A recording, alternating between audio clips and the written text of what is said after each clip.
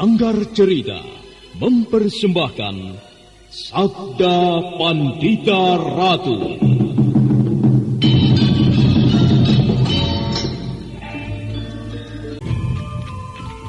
Sabda Pandita Ratu, naskah ditulis oleh Pondra Swasti Langit, diolah oleh Agus Nur Ismail, didukung oleh artis-artis terkemuka, Ferry Fadli, Eli Ermawati, M. Abud, Ivona Rose, dan lain-lain. Teknik dan montase, Ibing Arifin, dengan sutradara Dian Pertiwi.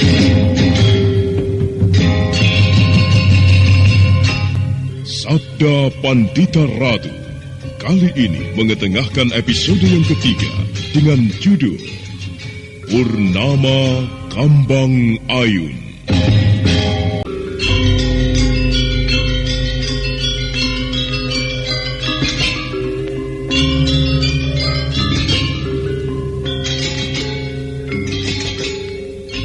Malam masih berayun di balik mega-mega hitam. Rembulan pun turut menyepi, mengintip dengan sepotong cahayanya. Setelah beberapa saat waktu bergulir, tanpa terasa fajar telah menyingsing di ufuk timur. Sementara itu di sebuah tempat, di sebuah ruangan yang suasananya nampak suram, rupanya Pinaka Swasti Ratu telah berada di tempat itu. Wajahnya nampak pucat dan tubuhnya pun kelihatan agak lemah. Perlahan Pinaka Swasti Ratu mulai sadar dari pingsannya.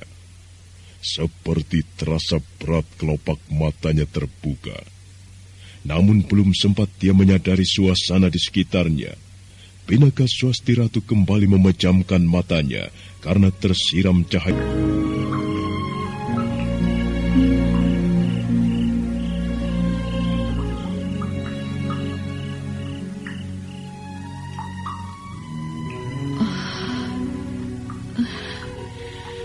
Badanku terasa lemah sekali.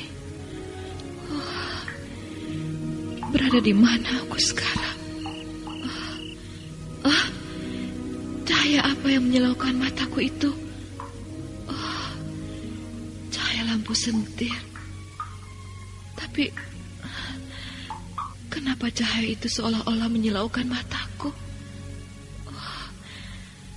Apakah karena keadaanku yang lemah,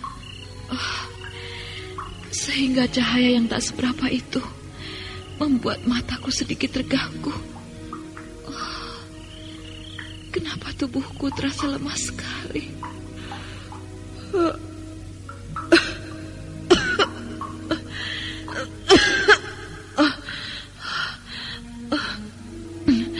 Tenggorokanku mulai terasa haus.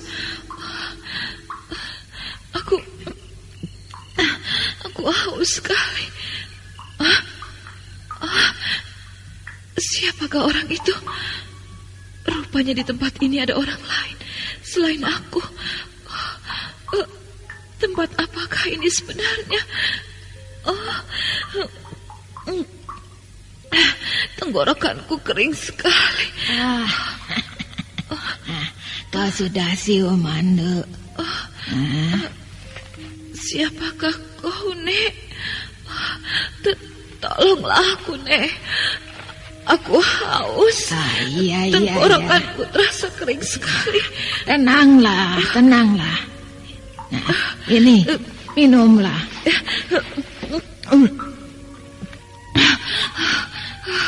Terima kasih, Nek. Siapakah nenek sebenarnya? Dan kenapa tiba-tiba saya berada di tempat ini? Kau tidak perlu takut di tempat ini. Ini adalah tempat tinggal nenek.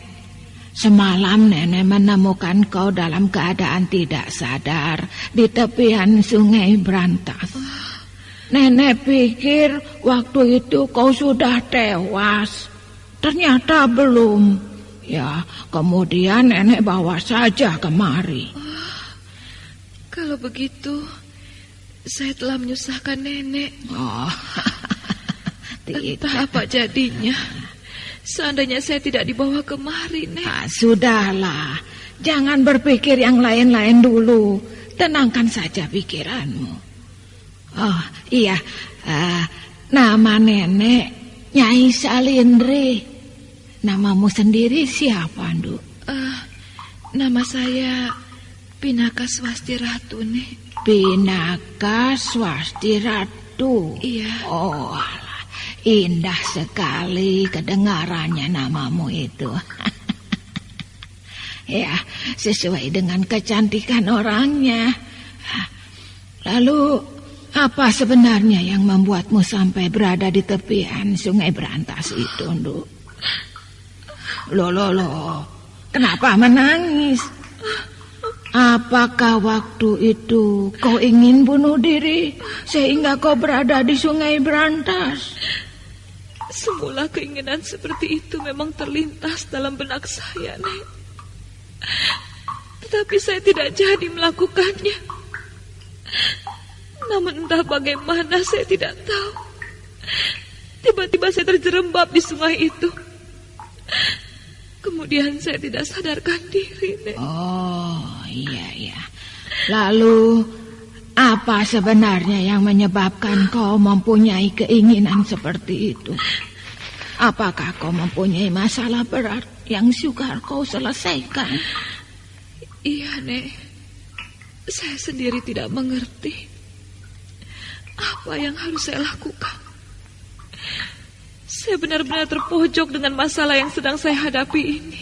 Kalau boleh nenek tahu, masalah apa sebenarnya yang tengah kau hadapi ini? Pinaka Swasti Ratu kemudian mulai menceritakan apa sebenarnya yang tengah dihadapinya. Sambil sesekali menyeka air matanya yang menetes, Pinaka Swasti Ratu menceritakan pertemuannya dengan Kameswara sejak awal sampai terjadinya peristiwa pahit itu. Nyai Salindri kelihatan menarik napas panjang mendengar cerita itu. Dan setelah beberapa saat kemudian,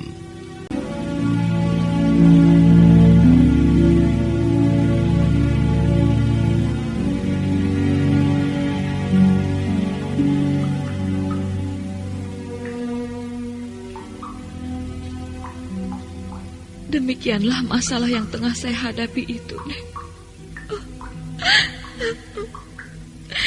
Saya benar-benar tersiksa, Nek. Batin saya seakan-akan terluka. Saya tidak tahu lagi apa yang harus saya lakukan. Iya. Nenek pun bisa merasakan apa yang tengah kau alami ini. Tapi, ya, apalagi yang harus dilakukan selain menerima kenyataan ini? Sekarang yang penting kau harus tenangkan pikiranmu. Itu saja. Buang dulu segala persoalan yang mengganggu pikiranmu agar kesehatanmu bisa pulih kembali, ya. Entah bagaimana saya harus membalas kebaikan nenek ini. Nenek begitu memperhatikan saya. Apa tadi yang aku katakan? Jangan berpikir yang lain-lain dulu. Sekarang lebih baik kau minum ramuan ini dulu, ya. Ayo. Nenek sengaja membuatkan ramuan ini untukmu agar kesehatanmu pulih kembali. Minumlah. Setelah itu kau dapat beristirahat dengan tenang. Iya, Nek.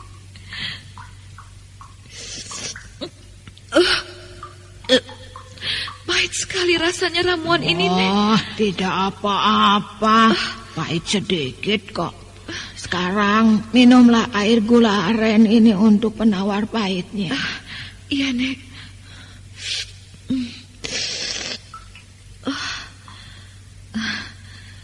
Apakah nenek seorang tabib? Bukan.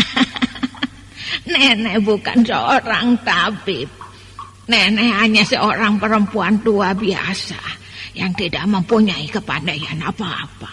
Tapi kelihatannya nenek pandai membuat ramuan. Oh, itu pengetahuan nenek tentang membuat ramuan hanya sedikit. Dan itu pun hanya sebatas tentang penyegaran tubuh saja.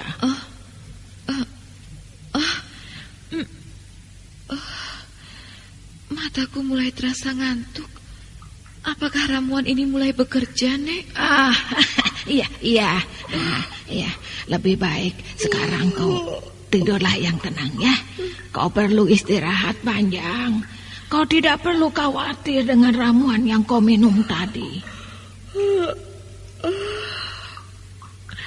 Mata ini terasa berat sekali untuk kubuka. Tidurlah. Kau tidak perlu menahan rasa kantuk yang... Hanya air suci itulah yang dapat mengembalikan keadaanku menjadi muda kembali. Nyai Salindri sebentar lagi akan menjadi gadis cantik yang digila-gilai setiap pemuda. Dan jika semua itu tercapai, maka kesempatan untuk merasakan kenikmatan itu tak akan ku sia-siakan lagi. Nah, Duk, sekarang kau tidurlah yang nyenyak ya. Jangan bangun sebelum aku kembali. Meski aku akan kembali beberapa hari. Meskipun Nyai Salindri terlihat tua renta, namun di balik sosoknya yang menakutkan dan kelihatan lemah itu, tersimpan sebuah kekuatan yang tersembunyi. Ternyata tempat yang dijadikannya sebagai tempat tinggal itu adalah sebuah goa. Namun begitu, mulut goa itu dirimbuni pepohonan liar. Dan jika dilihat dari luar, tempat itu seolah-olah bukanlah sebuah goa. Untuk sementara kita tinggalkan suasana di tempat itu. Sekarang marilah kita tengok perjalanan Kamaswara yang telah melewati daerah Tawalang.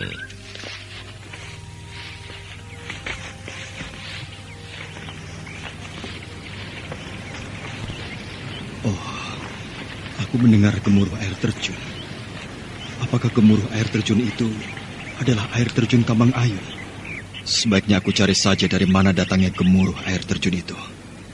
Mudah-mudahan saja aku menemukannya.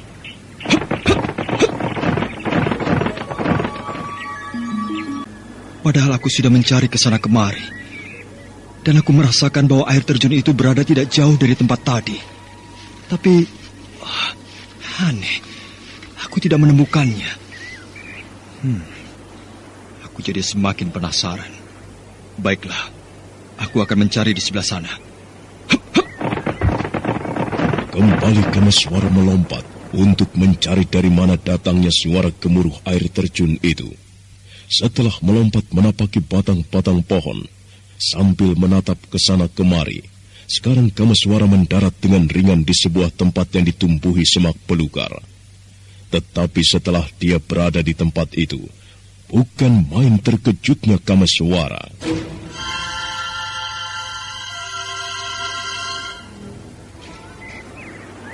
Wah, gila. Kenapa aku masih berada di sini? Bukankah tadi aku telah melompat jauh dari tempat ini? Tapi kenapa aku berada di sini kembali? Aneh. Keajaiban apa sebenarnya yang tengah terjadi di tempat ini? Wah, suara air terjun itu masih saja terdengar. Tapi kali ini suara itu seolah-olah berlari ke sana kemari. Terkadang suara itu di sini dan terkadang terdengar di sana. Benar-benar aneh. Apakah aku harus cari lagi di mana sumber gemuruh air terjun itu? Aku jadi bingung. Kalau begitu, aku harus mencari ke arah lain.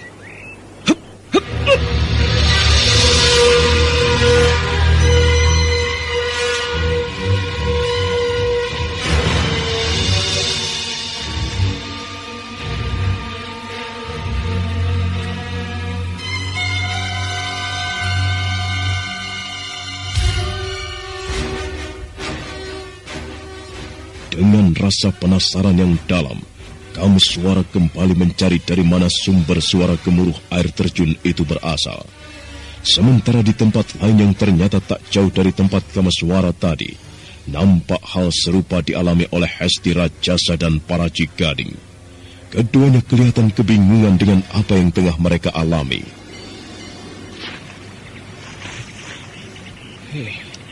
Gila. Suasana di tempat ini benar-benar membingungkan. Apa sebenarnya yang tengah terjadi di sini, Paman?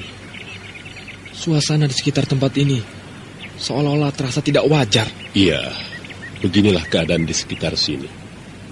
40 tahun Surya yang silam pun aku pernah mengalami hal yang seperti ini. Oh, jadi dulu pun Paman pernah mengalami hal yang seperti ini? Lalu Paman, kejadian apa lagi yang akan kita alami setelah kita merasakan hal ini, Paman? Oh, tidak ada kejadian lain. Kecuali kita akan berhadapan dengan orang-orang yang juga berniat mencari air terjun ini. Lalu, apakah Paman tahu di mana letak air terjun Kambang Ayun yang sebenarnya? Oh, itu sulit, Hasti Rajasa. Orang yang mengetahui di mana letak air terjun itu hanya Kanigara. Ya, hanya dialah orang yang dapat menampakkan air terjun yang misterius itu. Lalu menurut Paman, apakah Kanigara pun akan muncul pada purnama nanti? Iya, dia pasti muncul kembali. Dan kedatangannya pasti seperti niatnya dulu, yaitu menghancurkan semua impian kita untuk memiliki air suci itu. Tapi kali ini tidak boleh terjadi. Kanigara harus dicegah. Kalau memang kemunculannya di air terjun Kambang Ayun hanya ingin memusnahkan air suci itu, Kanigara memang harus dicegah, Paman. Kalau perlu, lebih baik dia kita singkirkan saja, Paman. Iya. Kendala satu-satunya untuk memiliki air suci itu hanya Kanigara.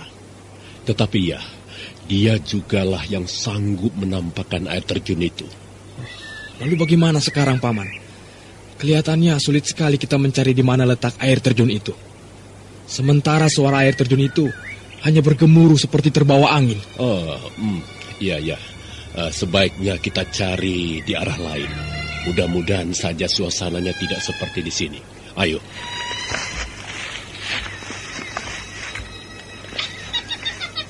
Tunggu, Paman. Sepertinya ada suara tertawan dari seorang wanita yang mendekati kita. Suara tawa itu datangnya bukan dari jauh. Tetapi orang yang akan mempermainkan itu memang ada di sekitar kita. Benar, Paman. Apakah Paman mengenal siapa orang yang mentertawakan kita ini? Iya. Sepertinya aku mengenal orang itu. Sebaiknya bersiap-siaplah menyambut kedatangannya. Paman, lihat! Berwajah menyeramkan itu tak lain adalah Nyai Salindri. Sambil berkacak pinggang, Nyai Salindri tertawa terkekeh-kekeh menatap para Jigading dan Hesti Rajasa. Keduanya kelihatan geram melihat munculnya Nyai Salindri. Sementara angin berhembus menghempas rambut putih tokoh tua itu.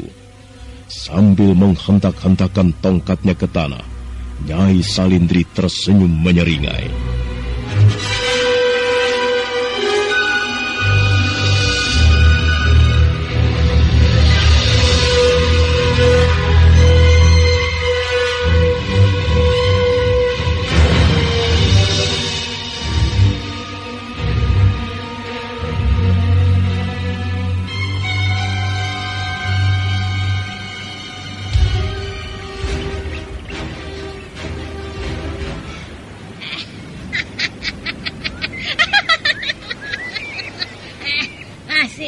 Kepadaku, para Jigading. Kupikir kau sudah tidak berminat lagi dengan air suci itu. Kau saja yang sudah tua renta masih menginginkan air suci itu. Apalagi aku. Tidak kusangka kita bakal bertemu lagi, Nyai. Dan wujudmu semakin menyeramkan saja. Selama aku belum memiliki air suci itu, wujudku memang semakin tua dan semakin menyeramkan. Tetapi jika air suci itu sudah kuteguk, maka aku akan menjadi wanita yang paling cantik di jagat ini. Dan kau pasti akan tergiur melihatku. Tutup mulutmu. Impianmu tidak akan pernah terwujud untuk mendapatkan air suci itu.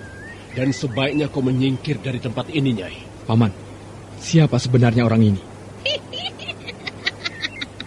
Kenapa kau tidak tanyakan langsung padaku, anak muda? Kau sungkan atau kau terpesona melihatku sehingga kau malu, Ya, tapi baiklah. Namaku Salindri. Orang-orang biasa memanggilku dengan sebutan Nyai Salindri. Umurku telah melebihi dari 500 tahun surya. Nah, apakah kau puas, anak muda? Seharusnya kau mengurungkan niatmu, Nenek Rentah. Kau sudah tidak pantas lagi berlomba untuk mendapatkan air suci itu. Bercerminlah dan lihat siapa dirimu. Sombong sekali kau, anak muda. Seperti yang aku katakan tadi. Kalau sekarang kau melihat wujudku tua dan menyeramkan, tapi nanti setelah air suci itu sudah keruguk, kau nanti akan tahu betapa Nyai Salindri seorang gadis yang menggiurkan dan membangkitkan syahwat kaum laki-laki yang melihatnya. Termasuk kau. Kau pasti akan tergila-gila terhadapku. Demit, angan-anganmu terlalu muluk. Lebih baik kau menyingkirlah dari tempat ini sebelum rasa muakku berubah. Kehadiranmu di sini telah membuatku menjadi mual. Nyai, apa sebenarnya yang kau harapkan dari kami? Bukankah kita sama-sama menginginkan air suci itu? Jadi aku harap kita mencari jalan masing-masing. Iya, kita memang harus mencari jalan masing-masing. Tapi aku lebih suka kalian yang menyingkir dari tempat ini. Apakah aku tidak salah dengar, Nyai? Seharusnya yang menyingkir dari tempat ini adalah kau. Usiamu sudah di ujung maut dan kematian sudah membayang-bayangimu. Pikirkanlah baik-baik, apakah kau masih pantas atau tidak memiliki air suci itu? Keparat! Kata-katamu terlalu merendahkan aku, Baraji Gading. Jangan menyesal kalau terjadi apa-apa terhadapmu akibat kelancangan mulutmu itu. Ternyata bisa terpancing juga kemarahanmu. Aku sudah cukup tahu siapa kau, Nyai, dan juga tahu sampai sejauh mana kehebatan yang kau miliki. Nah, sebaiknya kau saja yang menyingkir, Nyai. Kurang ajar. Kau lihat ini. Nyai Salindri yang sekarang sudah bukan lagi Nyai Salindri yang dulu. Hiya!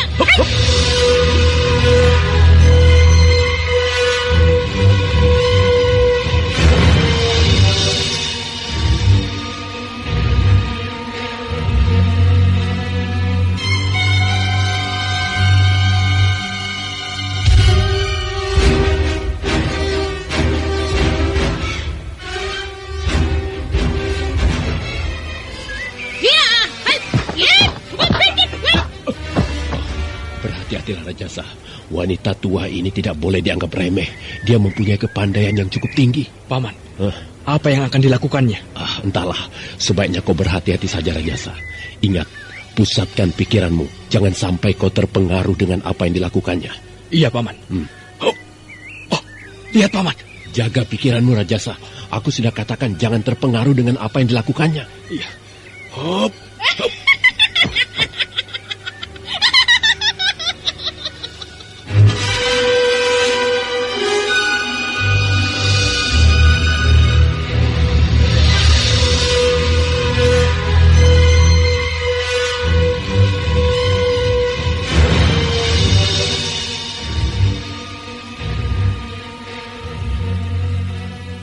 Hesti Rajasa kelihatan tidak mampu menguasai pikirannya.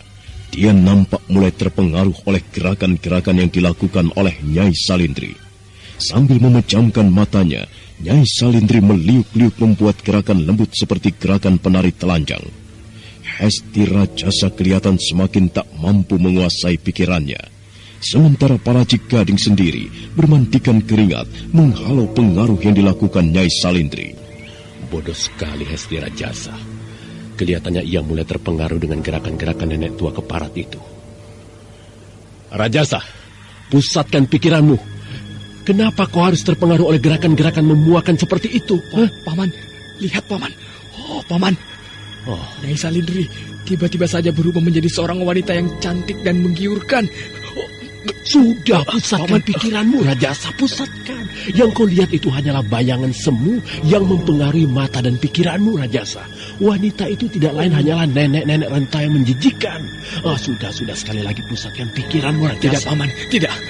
Nyai Salindri ternyata seorang gadis yang sangat cantik dan menggiurkan. Lihat matanya, Paman. Oh, gerakannya begitu menggairahkan. Sosok Nyai Salindri yang semula tua renta dan menyeramkan, tiba-tiba telah berubah menjadi cantik dan menggairahkan di mata Hesti Rajasa. Tubuh Hesti Rajasa kelihatan gemetar, sementara matanya tak lepas menatap tubuh Nyai Salindri yang tengah meliuk-liuk. Sambil memainkan jemari tangan dan matanya, Nyai Salindri terus merobek pikiran Hesti Rajasa. Bagaimana anak muda? Apakah kau tidak tergiur dengan keindahan tubuhku ini? Ayolah mendekat kemari. Tidak usah ragu-ragu. Kemarilah. Oh, iya. Ayo, sambutlah jari-jari lempiku ini. Kau nanti akan merasakan betapa getaran jari-jariku ini dapat membangkitkan gairah kelelakianmu. Kemarilah anak muda. Bangsat! Perempuan renta lacur, hentikan permainan keparat ini. Rajasa, kuasai dirimu. Paman. Ya, kuasai dirimu. Kau sedang dipengaruhinya, Rajasa. Ayo. Tapi Paman, lihatlah Paman. Nyai Salindri yang cantik itu menyapaku. Oh, gila. Ia membuka semua pakaiannya, Paman. Lihat, Paman. Paman. Keparat. Nyai Salindri memang hebat. Dan kelihatannya Hesti Rajasa benar-benar telah terpengaruh. Rasanya tidak mungkin mengembalikan keadaannya dalam seperti ini. Kecuali aku harus menghajar wanita renta keparat ini. Tapi, gila. Aku tidak boleh terpengaruh. Sekalipun ajiannya mencoba merasuk ke sukmaku, aku harus bisa mengendalikan pikiranku. Apa yang kau lakukan, para Jigading? Apakah aku di matamu tidak menggairahkan? Lihatlah, apa yang kulakukan ini. Hei, kenapa kau pejamkan matamu? Kau pun boleh menikmati keindahan tubuhku ini.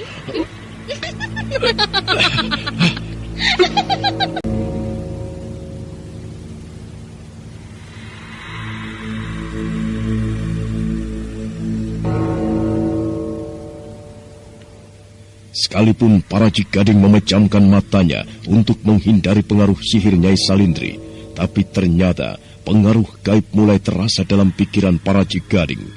Namun begitu, dia kelihatan masih berusaha untuk melawannya. Kau tidak akan mampu melawan ajianku, para Jigading, karena kau memang bukan tandinganku. Sungguh malang sekali kau telah berani berhadapan denganku. Ya, dengan menyesal, aku harus menyingkirkan kau dari tempat ini untuk mengurangi sainganku dalam memperebutkan air suci itu.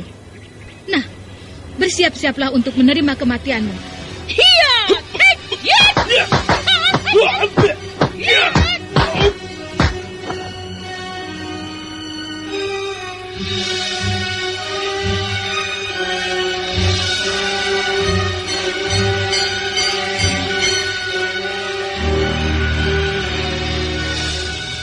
Para Jigading sempat berkelit ketika tangan Nyai Salindri berkelebat bagaikan sebuah cakar harimau.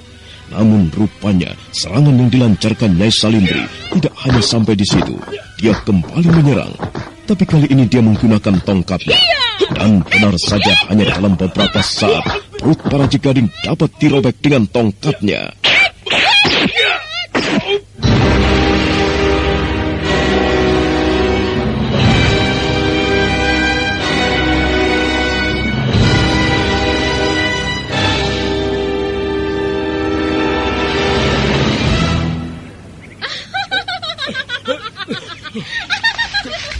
Keparat, kau Salindri, kau berhasil melukai perutku. Hesti Rajasa, cepatlah kau menghindar dari sini. Paman, Paman para Jigading. Tenang, anak muda. Kau tidak perlu mendengarkan kata-kata manusia bodoh ini. Para Jigading, aku sudah muak mendengarkan ocehanmu. Sekarang, terimalah kematianmu. Hiya! Paman!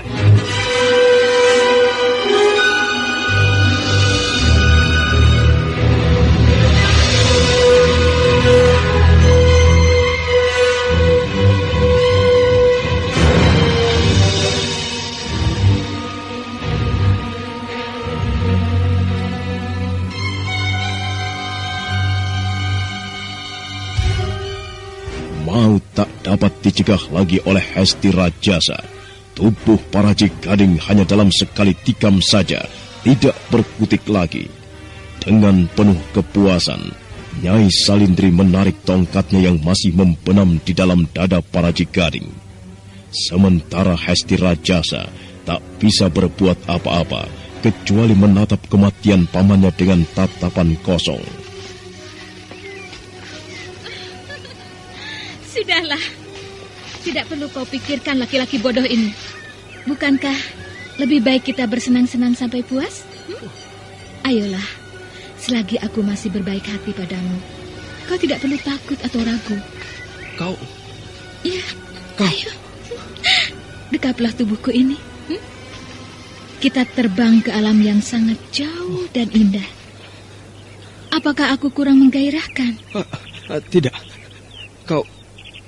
Kau cukup menggairahkan dan kau sangat cantik sekali. Nah, kalau memang demikian, apalagi yang kau ragukan? Ayolah Rajasa, mendekatlah kemari. Aku sudah tidak tahan untuk segera bermimpi. Peluklah tubuhku yang erat, Rajasa.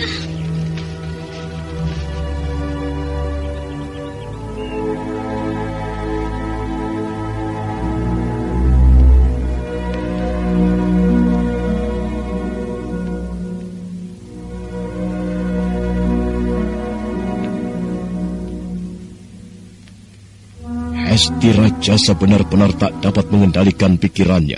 Dengan penuh birahi yang dalam, Hesti Rajasa mendengus bagaikan kuda jantan yang lapar. Sementara Nyai Salindri menyambut semua itu dengan kemenangan. Kini keduanya telah tenggelam ke dalam mimpi yang sukar dipijak. Dan tak berapa lama kemudian, tiba-tiba saja Hesti Rajasa tersentak dari pengaruh kekuatan Nyai Salindri.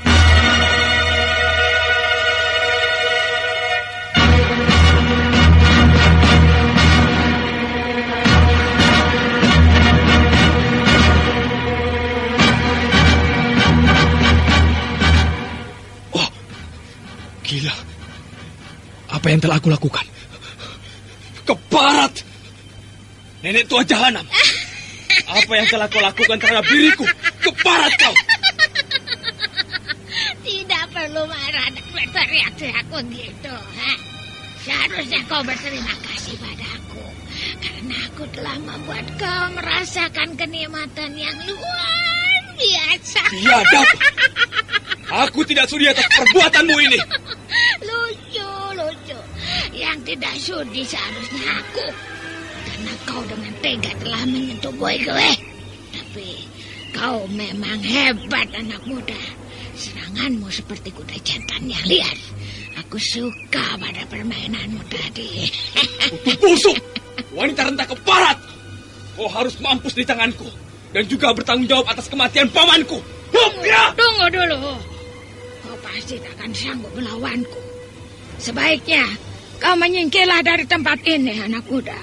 Selagi aku masih memberi kesempatan padamu, turutilah kata-kataku ini.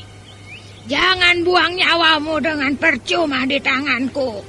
Dan juga jangan coba-coba ikut berlomba untuk memiliki air suci itu. Air suci itu milikku. 40 tahun surya lamanya aku berada di sini hanya untuk menunggu air suci itu. Makanya tak akan kubiarkan jika ada orang lain yang ingin memilikinya. Nah, sekarang pergilah dari sini. Ingat, aku tidak ingin melihat tampangmu lagi berada di daerah ini.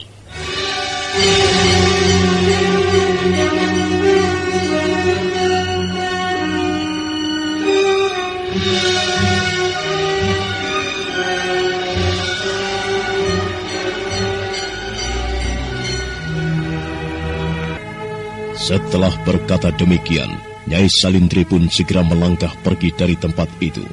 Sementara Hesti Rajasa yang mendapat ancaman seperti itu hanya bisa menahan amarahnya, tak mampu berbuat apa-apa. Karena Hesti Rajasa tahu bahwa Nyai Salindri adalah seorang tokoh tua yang hebat.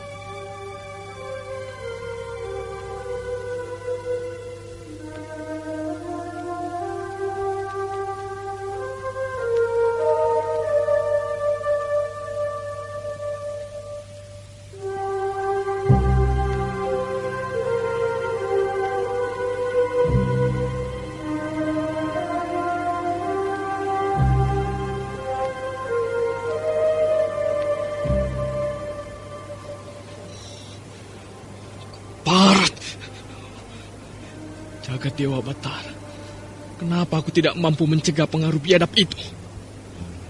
Paman, apa yang telah dilakukan perempuan tua keparat itu kepadamu, Paman? Paman Paraji Gading. Jahanam! Aku akan menuntut balas atas kematian pamanku ini. Hei perempuan tua keparat, tunggulah nanti saat yang tepat untuk menanti ajalmu. Paman Paraji Gading. Benar hancur melihat kematian paman yang menyedihkan itu. Setelah beberapa saat mengguncang-guncangkan tubuh pamannya dengan perasaan yang sedih, tiba-tiba saja Hesti Rajasa bangkit berdiri sambil memandangi tubuh pamannya yang telah terbujur kaku. Nah, kenapa tiba-tiba Hesti Rajasa berdiri sambil memandang mayat Paraji Gading? Dan bagaimanakah dengan Nyai Salindri sendiri? Saudara pendengar, untuk mengetahui jawabannya, nantikanlah kelanjutan kisah ini dalam seri berikutnya. Sampai jumpa.